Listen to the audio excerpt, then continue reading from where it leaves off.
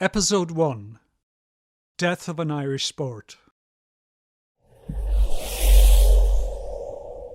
This is the Five Lamps, a landmark in Dublin's north inner city, one that's even name-checked in a UK #1 single, the Boomtown Rats Rat Trap.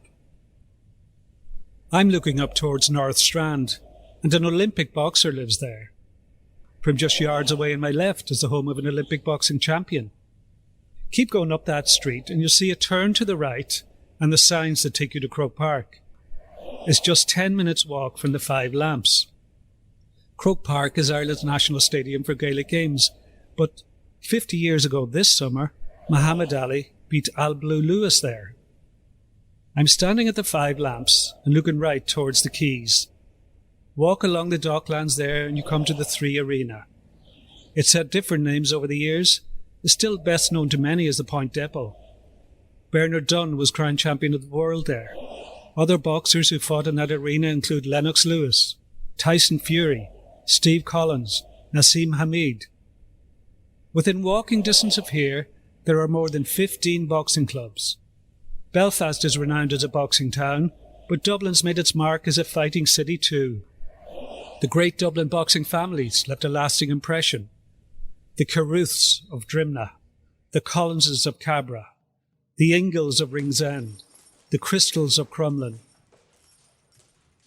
Walk the streets around the Five Lamps in the evening, and through open windows you'll hear the familiar sounds of boxing gyms, the thump of glove on pad, the whip crack of a skipping rope, hard breathing and grunts of pain and effort. You'll come on Champions Avenue too, which is so named because of the number of boxing champions that came from the area. This is boxing territory, but it's also a part of the city that's been ripped apart by drugs and by a feud involving two rival factions, one led by Daniel Kinahan and the other by Gerry Hutch. The feud dates back to the killing of Gary Hutch in Spain in September 2015 and another murder in Dublin 6 months later. David Byrne was shot dead at the Regency Hotel, just a few minutes' walk from here, in February 2016 at a boxing weigh-in. The reported target was Kinahan, but he escaped unscathed. The feud has claimed the lives of 18 people. Some of them had never had any involvement with crime. The Kinahan cartel carried out 16 of the murders. Gerry Hutch was extradited from Spain in September and is awaiting trial on a charge of David Byrne's murder. Daniel Kinahan lives in Dubai, where he established a base as one of the most powerful men in the sport of boxing. 7 of those killed in the feud were murdered in the streets around the Five Lamps. They were murdered in boxing country. Down the road, Daniel Kinahan would be called something very different in court. But when his name came up in the Old Bailey in October 2007, he was described as a former Dublin furniture shop owner. This was the first time that Kinahan was ever mentioned in public in a sporting sense. It was stated that Kinahan had travelled from his then home in Spain to Newmarket to confront jockey Kieran Fallon in his own home in the very early hours. It was also stated that Kinahan was part of a so-called bet to lose syndicate, and that those involved were furious with Fallon for winning races which they expected him to throw. Yorkshire businessman Miles Rogers had phone calls intercepted, and one of those referred to Kinahan as D. Rogers said in a call that he'd met many menacing people in his life, but none in Kinahan's league. Kinahan was not one of those charged. That case ended with all 5 co-defendants, including Fallon, being found not guilty. These days, Kinahan is associated with professional boxing rather than horse racing. But who is he? Who is this former Dublin furniture shop owner? Here's Crime Journalist of the Year, Michael O'Toole of the Irish Daily Star. Daniel Kinahan, for me, is the most important Irish criminal in the last, well, probably since John Gilligan was at his height, if that's the right word, in the early to mid-1990s, leading up to the murder of Veronica Guerin. He is really important because he leads an international cartel of drug dealers and drug smugglers and drug importers. And his cartel, at one stage, it had assets of up to €1 billion. Now that has been eroded somewhat. But it really is, I mean, there's no doubt that he leads the most important crime operation connected to Ireland that there has been in the last 30 or 40 years. He really, although Gilligan was big, Kinahan massively outweighs him and outshines him, I suppose. So really he is Ireland's number one criminal and a very, very important figure in gangland in Ireland and abroad. The last time that professional boxing enjoyed a boom time in Dublin was during Bernard Dunn's heyday. RTE, the national broadcaster, got behind him, and his fights attracted huge audiences, both on television and in various arenas. One of the best Irish sporting days of the 21st century was March 21st, 2009. That was the day when a Ronan O'Gara drop goal in Cardiff earned the Ireland rugby team a first Grand Slam since 1948. O'Gara talked afterwards of the emotional impact 3 text messages he received on the morning of the game had on him. They came from David Humphreys, Nicky English and Barry McGuigan, his old number 10 rival, a hurling legend, one of the great Irish boxers. The Irish sporting family spurring on one of their own. We saw that in ringside in the O2 Arena later on, when Bernard Dunn knocked out Ricardo Cordoba to win the WBA Super Bantamweight title. Sitting close together were 3 Irish sporting greats from 3 very different sports. Shane Horgan from rugby, soccer superstar Paul McGrath, former world snooker champion Ken Doherty. Ger Gilroy, managing director of Off the Ball, was at ringside too, and his emotional commentary was a memorable one. He feels, though, that what happened more recently has killed professional boxing in Ireland. It absolutely has, and there are a load of great professional boxers who haven't had the opportunities that have been denied them because there's no home support and there's no reason for Sky to come over and put on a show, or DAZN or whoever, whatever, or there's no real reason for the national broadcaster to invest any money in it as well. The one question I would ask is, who actually can do anything about it beyond the government, as in the police or the government? It's difficult for the regulatory bodies to do anything when, you know, you've got obviously the testimony in the Special Criminal Court where they said he was linked to the leadership of one of the largest crime gangs in Europe. And that's important, right? That I think that's a kind of a seminal moment in how certainly journalists are allowed to talk about this. The difficulty of the story breaks down in many respects, particularly for the authorities in boxing, who, let's face it, are less interested in fixing this than anybody. They want the fights to go ahead. That's the single most important thing for them, is that the fights go ahead and the biggest fighters with the biggest crowds and the biggest purses continue. So even if they were interested, I don't know what they could do in a scenario like this where there is at least an arm's length remove publicly. And so you just end up with this kind of, somebody should do something, but ultimately it needs to be the FBI or the CIA or Interpol or the guards.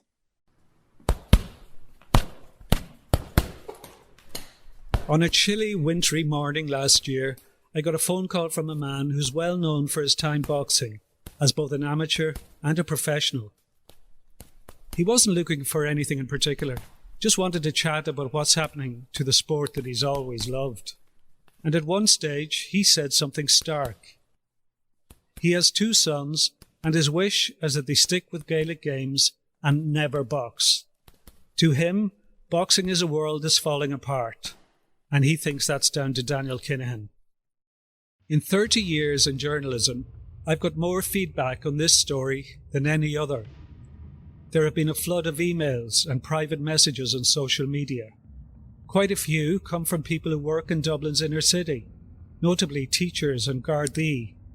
One senior Garda told me that there are kids in the inner city schools who used to enact the Kinahan-Hutch feud at break time.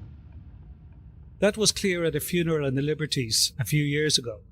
Kinahan was in attendance, and it was as if he was the Pied Piper.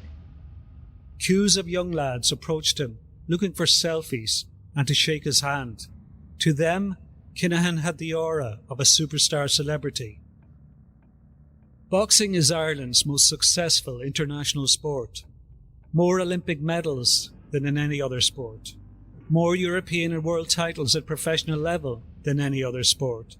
But boxing has never been fully embraced by official Ireland.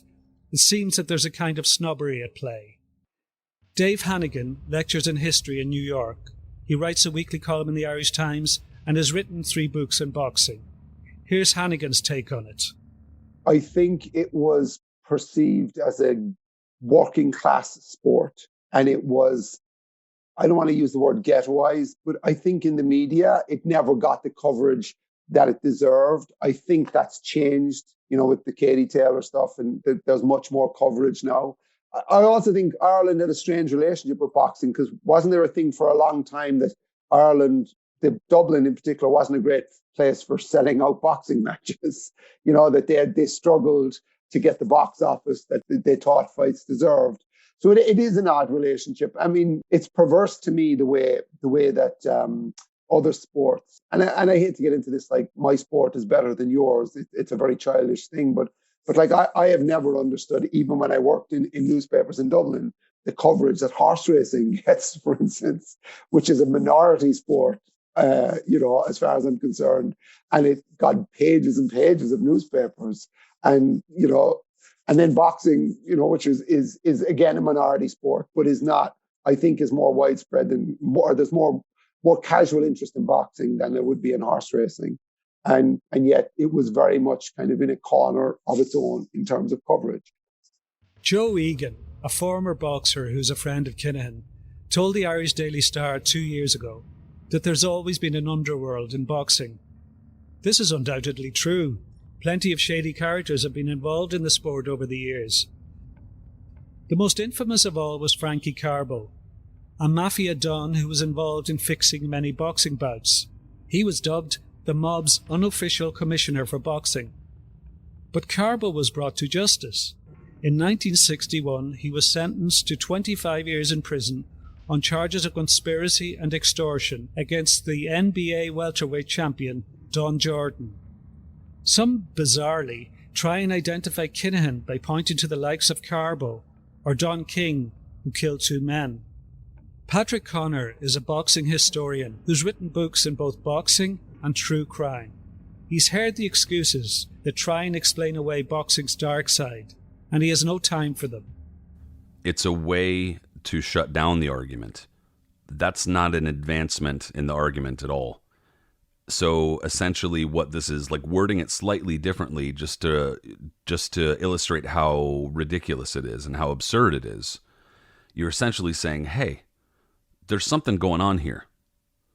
And someone's telling you, that's happened before.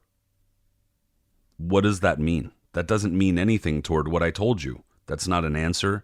That's not a solution to deal with it. That's not even an acknowledgement that you believe it's wrong. And so I think that what I just said leads directly to the issue, and that especially is in boxing in particular. There's a lot of cognitive dissonance in the sense that fans and pundits and people who are involved, we often know what we're watching. We know what we're involved in. We know what's going on with these fighters and inside of their skulls. It's not easy all of the time to lock that back away in your head as you're watching and as you're enjoying it.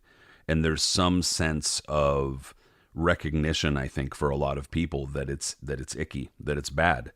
And so pushing that thought further is difficult for a lot of people. That's a difficult conversation for people to have with themselves. So when you kind of take that into consideration, you can kind of understand why that conversation doesn't get moved forward, because it's only going to start shining lights in fairly dark corners where people have left them dark for a long time and prefer them to be that way. Dave Hannigan is in full agreement with Connor. Boxing's past is another country. So often, the same mantra is used by those who want to explain away the involvement of people like Kinahan in the sport. That's boxing. It's a cop-out. It's something that wouldn't be accepted in nearly all other sports. Hannigan feels such evasion has to be confronted. Harking back to how the fight game operated in New York 70 years ago doesn't excuse what's happening now. It absolutely does not excuse what's happening now, and because the whole point of history is we're supposed to learn from this. Frankie Carbo, and you know, you talk about sentiment and romance earlier. This man was killing people and destroying lives and destroying the lives and careers of boxers. Don King, you know, and that was whatever, like the 40s, the 50s. I think it was the early 60s when he was basically brought down Carbo. And then Don King comes along in the 70s and 80s, destroys lives. I mean, Jack Newfield's book, The Life and Crimes of Don King, which came out in 93 or 94, is one of the greatest nonfiction books about, certainly one of the greatest books about sport, because it lays the case for what a terrible person he was, what a terrible influence he was on the sport, how much damage he was doing to it. But yet, boxing never learns. You know, like in 1994, UC Ali comes to Washington to John McCain. Senator John McCain was a huge boxing fan, and John McCain is trying to clean up boxing and regulate boxing, and you know, they're trying to stop the next generation from being ripped off. But it never, you know, nothing ever sticks. And even now, obviously, the Kinahan stuff is more in Great Britain and Ireland, but you can see the exact same play. The exact same play. You know, Don King would sucker people in by giving them money up front. You give a fighter money today and he's thrilled. You know, that to me, that's just playing out again and again here, and to the detriment. Ultimately, it's going to damage the fighters. It's damaging the sport, I think, unquestionably. But what happened before doesn't justify this. And the fact that criminal elements have always infected boxing doesn't make it okay. And it doesn't mean we shouldn't call it out when it's happening today. It is 10 years since a press release announced that middleweight contender Matthew Macklin was setting up a boxing management company called MGM in Marbella in Spain. It's never been made clear when exactly Kinahan got involved, but he soon started to describe himself as general manager of MGM, and in July 2014 was pictured having lunch with Macklin and the boxing promoter Eddie Hearn in Spain. A month later, MGM made front-page headlines after boxer Jamie Moore was shot outside its gym in Spain. That November, Macklin was knocked out by Jorge Sebastian Highland in a WBC title eliminator in the 3 Arena in Dublin. Kinahan was there all through fight week. In July 2015, MGM, which would eventually change their name to MTK Global, decided to have their first card in Dublin in connection with Frank Warren. Kinahan was photographed inside the ring that night. 5 months later, there was a small hall show in the Red Cow in Dublin, and an apparent assassination attempt on Kinahan was reported. Then, on February 5th, 2016, 4 attackers opened fire at the weigh-in for a fight at the Regency Hotel. Irish boxing would never be the same again. It led to a situation where Dublin is the only major European capital that is not allowed to host a major boxing event. The Gardaí won't give permission due to security concerns. Neil Richmond, a Fine Gael TD, describes himself as a boxing fan, and he's one of the only politicians to have spoken out consistently against Kinahan's involvement in boxing. He feels his presence in the sport has hurt the sport greatly. Oh, massively damaging. We haven't had a high-level professional bout here since the Regency. The reason we don't have professional boxing in this country, and this is a boxing country, we've a really proud history of it at amateur and professional level, is because of Daniel Kinahan. And it's because of other criminals like Daniel Kinahan who have plagued on communities where boxing is traditionally strong. And there's brilliant examples like Kelly Harrington and people like that who've come out of inner city Dublin or areas that politicians like me would maybe describe as socioeconomically disadvantaged or deprived. But there's dozens more who haven't come out, who have been lured into a life of crime, either as a runner or whatever else at a very young age for cartels like the Kinahan group. The one thing I will say about John O'Driscoll and the Kinahan cartel is that the efforts of An Garda Síochána is tearing apart that cartel. And that's very clear to see with the amount of members of the cartel that have been imprisoned, that are facing charges. And look, you only see the amount of drug seizures large over the last 2 years during the pandemic. It's huge. I think it's either 40 to 60 individuals in prison in Ireland and the UK directly tied to the Kinahan cartel. Their operations are being smashed on a daily basis, which is great, but it's still a huge effort then to repair the massive damage that has been caused, particularly in Dublin. We're talking parts of inner city Dublin and the Liberties in Dublin 8, where the cartel is very strong, where they preyed on boxing clubs and boxing communities, where they used other angles to, as I said, recruit people, be it, as muscle, be it as drivers, and everything else, and preying on vulnerable young people to get involved in their illicit activities. It's nearly 2 years since Daniel Kinahan was pushed firmly into the spotlight. Just after lunchtime on June 9th, 2020, Tyson Fury uploaded a video onto his Instagram account. In that clip, he announced that a deal had been agreed to fight Anthony Joshua. It would be one of the most lucrative fights of all time.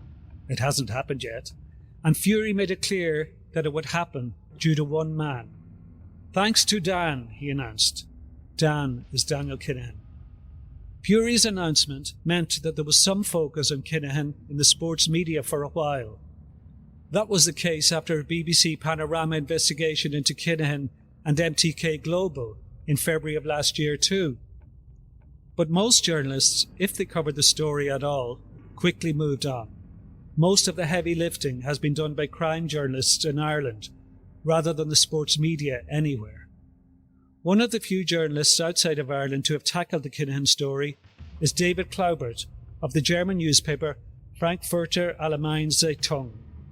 My focus as a journalist is on organized crime. I'm not a boxing or sports journalist like you, so my starting point actually was an investigation about Ridwan Taghi, who is allegedly one of the most important and most brutal drug traffickers in Europe. I was covering his case because, it's a case that shows in a very, very frightening and shocking way what happens if organized crime gets out of control, how brutal international drug trafficking actually is, because Taghi, since March, I think this year, he has been on trial in Amsterdam, accused of 6 murders, various murder attempts, and he is still a suspect in other cases, including the killing of the brother and the lawyer of a crown witness who has been testifying against him. And there are also indications that Taghi himself, or at least his network, is involved in the killing of journalist Peter R. de Vries in July this year, a very shocking case. It was in this context that I heard about Daniel Kinahan for the first time. I read his name, for example, in Dutch court documents, because the police there found pictures and videos of Kinahan in Dubai together with a guy called Rico de Chilen, who was an important partner of Ridwan Taghi in the cocaine business. And also on the pictures was Raffaele Imperiale, who is among the 10 most wanted criminals by the Italian authorities, because he is or was a very important cocaine broker, especially for the Camorra, the mafia from Naples and Campania.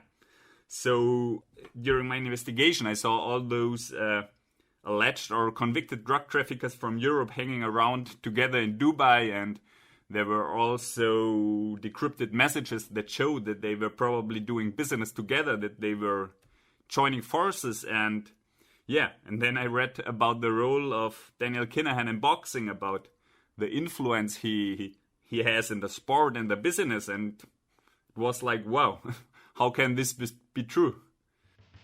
There has always been a fascination with boxing stories. Boxing has inspired writers of the caliber of Norman Mailer, Ernest Hemingway, Joyce Carol Oates, Jack London, Gay Talese. It's led to films of outstanding quality, including Raging Bull, The Harder They Fall, On the Waterfront and Fat City. Two of Bob Dylan's greatest songs are about boxers, The Hurricane and Who Killed Davy Moore. When Muhammad Ali took on Joe Frazier for the first time, the buzz was so great that Frank Sinatra was Life magazine's ringside photographer. Ross Whittaker is an award-winning filmmaker who's covered all types of subjects, but he keeps coming back to boxing. He's made 3 boxing documentaries, including the groundbreaking Saviours about an inner-city Dublin gym. Being around boxing people has made Whittaker realise the fine line that many walk. What I would have observed in, I suppose, Saviours and other boxing clubs and stories that I've heard around the sport is that it's a very fine line for young men and now women more and more, that it's very easy to fall off the wagon. I mean, you're talking about boxing clubs that are often in kind of marginalised areas where there's huge amount of difficulties for the people living in those areas, whether it's, I suppose, criminality in some cases, drugs in some cases, or even just the pressure, the mental pressure of growing up somewhere and having doubts about your future. It's not people from South County Dublin, their natural path in life is if they go to a good school, if they go on to university, they just see that as their path. Whereas if you're growing up in a more marginalised area, you don't necessarily see a path. And I think those, boxing clubs give you something to hold on to, but it's very easy to fall out of that, because I just think, I've observed young boxers just really struggle with the mental side of life, that it's very easy to kind of not go training and to start, I suppose, to be drawn in by temptations outside of the gym, to feel that you're banging your head off a brick wall in terms of the progress of your life. So I think boxing clubs offer people a reprieve from that, but it's still very, very difficult for young people in a lot of these communities to stay on the wagon and keep with it when they see other people around them involved in things, that are within those communities. I suppose, there have been obviously we're all aware of drug issues in inner city communities and so on. So I just think it is side by side, and it's very, very difficult for the young people there to stay on the straight and narrow, and to boxing is just one small thing in their lives, and if they can stick with it, it'll help them immeasurably. But there's a lot of other stuff going on in those communities. Back in March, Michael Conlan took on Lee Wood for the regular WBA World Featherweight title belt. Conlan took bronze for Ireland at the 2012 Olympics and was RTE's Sportsperson of the Year in 2015 after becoming a world champion at amateur level that year. He was a hugely popular figure in Ireland, but there was very little coverage of Conlan's fight in the Irish media beforehand. Why was that?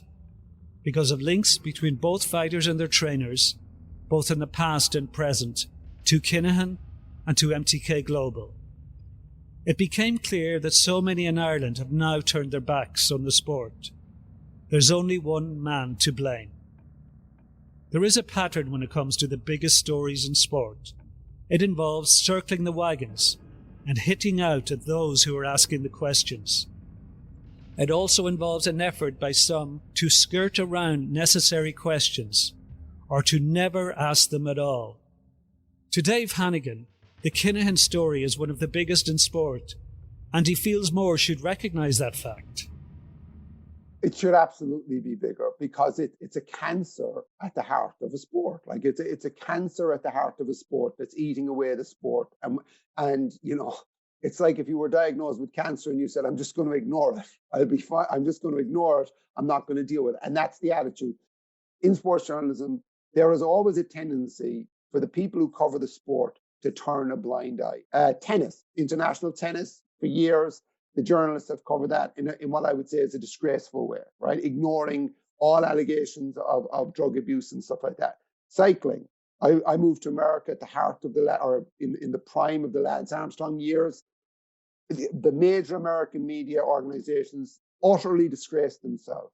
The elephant was standing right there, and they ignored the Lance Armstrong thing because it made commercial sense to promote the story that was there. So I think in sports journalism, we have a tendency to be fans first at times, and that blinds us to the fact we have a job.